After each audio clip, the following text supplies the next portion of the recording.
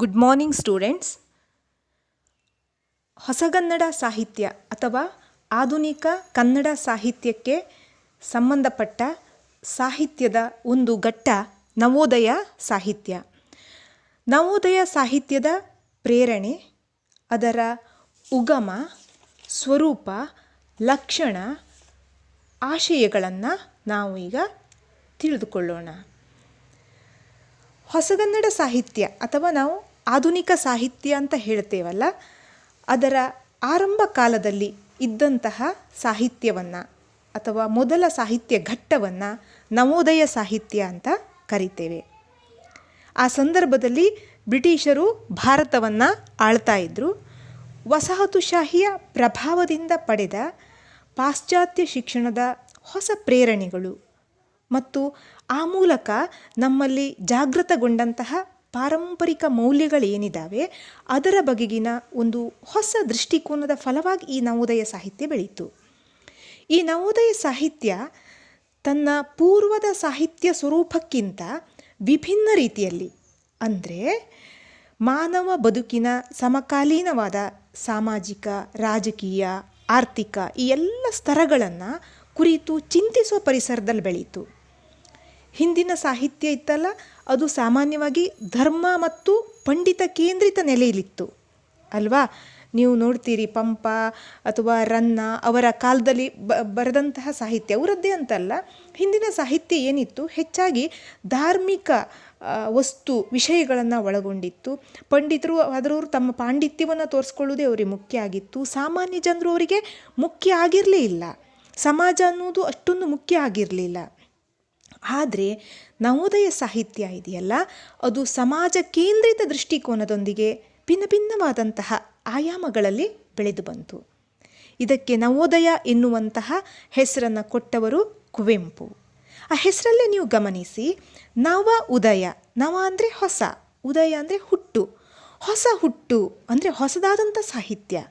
ಹಾಗಂತ ಹಳೆಯ ಸಾಹಿತ್ಯವನ್ನು ಬಿಟ್ಟು, ಹಳೆಯದನ್ನು ಸಂಪೂರ್ಣವಾಗಿ ಬಿಟ್ಟು ಬರೆದಂತಹ ಸಾಹಿತ್ಯ ಅಲ್ಲ, ಹಳೆಯದನ್ನು ಇಟ್ಟುಕೊಂಡು ಹೊಸ ದೃಷ್ಟಿಕೋನದಲ್ಲಿ ರೂಪಿತಗೊಂಡಂತಹ ಒಂದು ಸಾಹಿತ್ಯವೇ ನವೋದಯ ಸಾಹಿತ್ಯ. ಈ ಸಾಹಿತ್ಯಕ್ಕೆ ಪ್ರೇರಣೆ ಏನು ಅಲ್ವಾ? ಯಾವುದೇ ಒಂದು ಸಾಹಿತ್ಯದ ಹುಟ್ಟಿಗೆ ಒಂದು ಪ್ರೇರಣೆ ಅಂತ ಬೇಕು. ಹಾಗೆ ನೋಡುವುದಾದರೆ ಮುಖ್ಯವಾಗಿ ಇಂಗ್ಲೀಷ್ ವಿದ್ಯಾಭ್ಯಾಸ, ನಾವು ಪಾಶ್ಚಿಮಾತ್ಯ ಶಿಕ್ಷಣ ಅಂತ ಹೇಳ್ತೇವೆ, ಅದು ನವೋದಯ ಸಾಹಿತ್ಯದ ಹುಟ್ಟಿಗೆ ಕಾರಣ ಆಯಿತು. ಇನ್ನೊಂದು ಇಂಗ್ಲೆಂಡಿನಲ್ಲಿದ್ದಂತಹ ರೊಮ್ಯಾಂಟಿಕ್ ಕಾವ್ಯ, ಅದನ್ನು ನಾವು ಕನ್ನಡದಲ್ಲಿ ರಮ್ಯ ಕಾವ್ಯ ಅಂತ ಹೇಳ್ತೇವೆ. ಇಂಗ್ಲೀಷ್ ವಿದ್ಯಾಭ್ಯಾಸ ಹಾಗೂ ಇಂಗ್ಲೆಂಡಿನ ರಮ್ಯ ಕಾವ್ಯ ಅಥವಾ ರೊಮ್ಯಾಂಟಿಕ್ ಕಾವ್ಯವನ್ನು ಓದಿದ್ರಿಂದ ಆ ಹಿನ್ನೆಲೆಯಿಂದ ಉಂಟಾದಂತಹ ಒಂದು ಪ್ರಭಾವ, ನಮ್ಮಲ್ಲಿ ಬೆಳೆದಂತಹ ರಾಷ್ಟ್ರ ಪ್ರೇಮ. ಯಾಕಂದರೆ ಬ್ರಿಟಿಷರು ಭಾರತವನ್ನು ಆಳ್ತಾ ಇರುವಂಥ ಸಂದರ್ಭದಲ್ಲಿ ಸ್ವಾತಂತ್ರ್ಯಕ್ಕೋಸ್ಕರ ತುಂಬ ದುಡಿತ ಎಲ್ಲ ಇತ್ತು. ಅದು ನಮ್ಮಲ್ಲಿ ಬೆಳೆಸಿದಂತಹ ಒಂದು ರಾಷ್ಟ್ರ ಪ್ರೇಮ, ನಾಡು ನುಡಿಗಳ ಬಗೆಗಿನ ಅಭಿಮಾನ, ಇವು ಪ್ರೇರಣೆಯಾದವು ನವೋದಯ ಸಾಹಿತ್ಯದ ಹುಟ್ಟಿಗೆ. ವಸಾಹತುಶಾಹಿ ಪದ್ಧತಿಯಿಂದ ಭಾರತವನ್ನು ಆಳ್ತಾ ಇದ್ದಂತಹ ಬ್ರಿಟಿಷರ ನಿಕಟ ಸಂಪರ್ಕ ಪಡೆದುಕೊಂಡಂತಹ ಅಂದಿನ ಶ್ರೀಮಂತ ವರ್ಗಗಳು ಪಾಶ್ಚಾತ್ಯ ವಿದ್ಯಾಭ್ಯಾಸದಿಂದ ಆಸಕ್ತರಾಗಿ ಇಂಗ್ಲೀಷ್ ಶಿಕ್ಷಣವನ್ನು ಪಡೆದರು. ನಿಮ್ಗೆ ಗೊತ್ತಿರಬಹುದು, ಲಾರ್ಡ್ ವಿಲಿಯಂ ಬೆಂಟಿಂಕ್ ಭಾರತದಲ್ಲಿರುವಂಥ ಸಂದರ್ಭದಲ್ಲಿ ಸರ್ ಥಾಮಸ್ ಮೆಕಾಲೆ ಅವರ ಮಾರ್ಗದರ್ಶನದಲ್ಲಿ ಭಾರತದಲ್ಲಿ ಇಂಗ್ಲೀಷ್ ಶಿಕ್ಷಣ ಪದ್ಧತಿ ಒಂದು ಜಾರಿಗೆ ಬಂತು. ಆ ಮೂಲಕ ಸ್ಥಾಪನೆಗೊಂಡಂತಹ ವಿಶ್ವವಿದ್ಯಾನಿಲಯಗಳು ಭಾರತದ ಅನೇಕರಿಗೆ ಪಾಶ್ಚಾತ್ಯ ಮಾದರಿಯ ಉನ್ನತ ಶಿಕ್ಷಣ ನೀಡಿ ನಮ್ಮಲ್ಲಿ ವೈಚಾರಿಕತೆಯನ್ನು ಬೆಳೆಸುವುದಕ್ಕೆ ಕಾರಣ ಆಯಿತು. ಈ ಎಲ್ಲದರ ಪರಿಣಾಮ ಸಾಹಿತ್ಯದ ಕ್ಷೇತ್ರದ ಮೇಲೂ ಕೂಡ ತುಂಬ ಆಯಿತು. ಆಂಗ್ಲ ಲೇಖಕರು ಹಾಗೂ ಅವರ ಸಾಹಿತ್ಯ ಹೊಸ ಪರಿಣಾಮವನ್ನು ನಮ್ಮ ಸಾಹಿತ್ಯದ ಮೇಲೆ ಬೀರಿ ಜನರಲ್ಲಿ ಜಾಗೃತಿಯನ್ನು ಉಂಟು ಮಾಡಿದವು. ಜೊತೆಗೆ ಇದೇ ಕಾಲದಲ್ಲಿ ಆದಂತಹ ಸಂಪರ್ಕ ಮತ್ತು ಸುದ್ದಿ ಮಾಧ್ಯಮಗಳ ಕ್ಷೇತ್ರದ ಕ್ರಾಂತಿಯಿಂದ ಕೂಡ ನೂತನವಾದಂತಹ ಒಂದು ಹೊಸದಾದಂತಹ ಪ್ರಭಾವ ಉಂಟಾಗುವುದಕ್ಕೆ ಕಾರಣ ಆಯಿತು. ರಾಜಾರಾಮ್ ಮೋಹನ್ ರಾಯ್ ಇರ್ಬೋದು, ಅಥವಾ ರವೀಂದ್ರನಾಥ್ ಟಾಗೋರ್, ಬಂಕಿಮ್ ಚಂದ್ರ ಚಟರ್ಜಿ, ಮಹಾತ್ಮ ಗಾಂಧಿಯವರು ಪಾಶ್ಚಾತ್ಯ ಶಿಕ್ಷಣವನ್ನು ಪಡೆದು ನಮ್ಮಲ್ಲಿ ಒಂದು ವೈಚಾರಿಕ ಪ್ರಜ್ಞೆಯನ್ನು ಬೆಳೆಸಿದ್ರಿಂದ ನಮಗೂ ಕೂಡ ಭಾರತೀಯರಿಗೆ ಒಂದು ಆದರ್ಶರಾದರು. ಅದರಲ್ಲೂ ಪ್ರಮುಖವಾಗಿ ಬ್ರಿಟಿಷರ ಒಂದು ದಾಸ್ಯದ ಅರಿವನ್ನು ನಮ್ಮಲ್ಲಿ ಉಂಟು ಮಾಡಿದರು, ರಾಷ್ಟ್ರಾಭಿಮಾನವನ್ನು ಬೆಳೆಸಿದರು. ಸ್ವಾತಂತ್ರ್ಯ ಚಳುವಳಿಯಲ್ಲಿ ಜನತೆಯನ್ನು ಆಕರ್ಷಿಸಿದಂತಹ ಗಾಂಧೀಜಿಯವರ ವ್ಯಕ್ತಿತ್ವ, ಅವರ ಬದುಕಿನ ಆದರ್ಶಗಳು ನಮ್ಮ ಸಾಹಿತ್ಯದ ಮೇಲೆ ಅಗಾಧವಾದಂತಹ ಪ್ರಭಾವವನ್ನು ಬೀರಿದು. ಈ ನೆಲೆಗಟ್ಟಲ್ಲಿ ಕನ್ನಡ ಸಾಹಿತ್ಯವೂ ಕೂಡ ಪುನರುಜ್ಜೀವನ ಹೊಂದುವುದಕ್ಕೆ ಸಹಾಯಕ ಆಯಿತು. ಕನ್ನಡ ನವೋದಯ ಸಾಹಿತ್ಯದ ಸಾರಥ್ಯವನ್ನು ವಹಿಸಿಕೊಂಡವರು, ಅದರ ಶಿಲ್ಪಿ ಅನ್ನಿಸ್ಕೊಂಡವರು BM ಶ್ರೀಕಂಠಯ್ಯನವರು.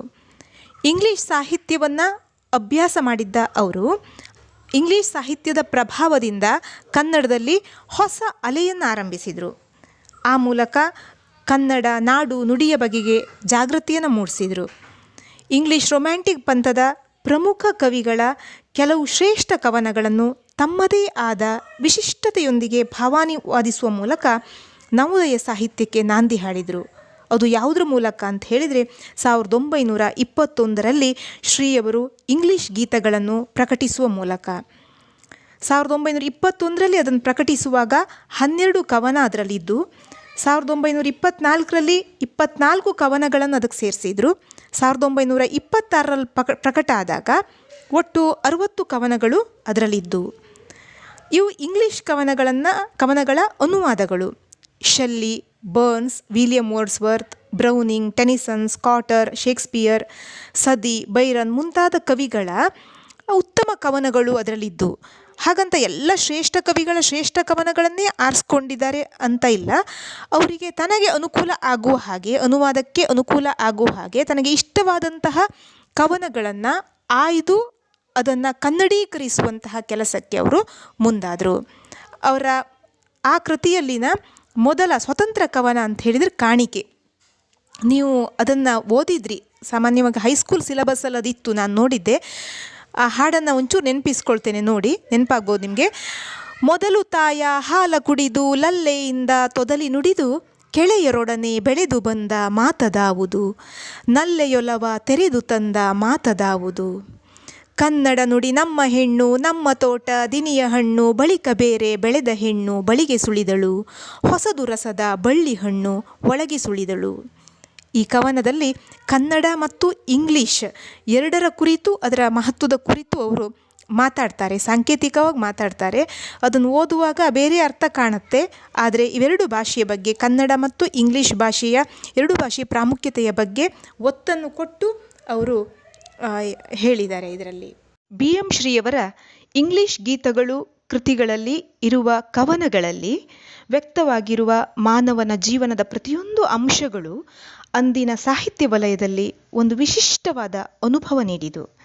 ಈ ಒಂದು ಪ್ರಭಾವವನ್ನು ಬಳಸಿಕೊಂಡ ಮುಂದಿನ ಅನೇಕ ಕವಿಗಳು ಕನ್ನಡ ನವೋದಯ ಸಾಹಿತ್ಯಕ್ಕೆ ತಮ್ಮ ಅಪ್ರತಿಮವಾದ ಕೊಡುಗೆಗಳನ್ನು ನೀಡಿದರು, ಸಾಹಿತ್ಯವನ್ನು ಬೆಳೆಸಿದರು ಕೂಡ.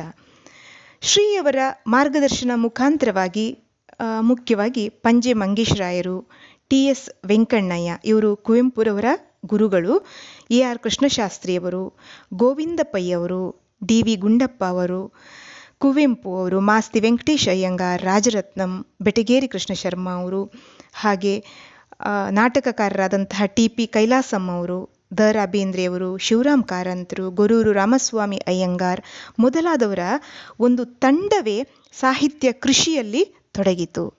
ನವೋದಯ ಸಾಹಿತ್ಯ ಇವರ ಮೂಲಕ ಸಮೃದ್ಧ ಆಗುವುದರ ಜೊತೆಗೆ ಕನ್ನಡ ಸಾಹಿತ್ಯವೂ ಕೂಡ ಬೆಳೆಯುವುದಕ್ಕೆ ಪ್ರೇರಣೆಯಾಯಿತು. ಈ ಒಂದು ವಿಡಿಯೋದಲ್ಲಿ ನೀವು ನವೋದಯ ಸಾಹಿತ್ಯದ ಪ್ರೇರಣೆಗಳು ಹಾಗೂ ಉಗಮದ ಬಗ್ಗೆ ತಿಳ್ಕೊಂಡ್ರಿ. ನೆಕ್ಸ್ಟ್ ವಿಡಿಯೋದಲ್ಲಿ ನವೋದಯ ಸಾಹಿತ್ಯದ ಆಶಯ, ಅದರ ಸ್ವರೂಪವನ್ನು, ಅದರ ಲಕ್ಷಣ ಏನು ಅನ್ನೋದನ್ನು, ಮುಖ್ಯವಾಗಿ ಲಕ್ಷಣ ಏನು ಅನ್ನೋದನ್ನು ತಿಳಿದುಕೊಳ್ಳುವ. ಧನ್ಯವಾದಗಳು.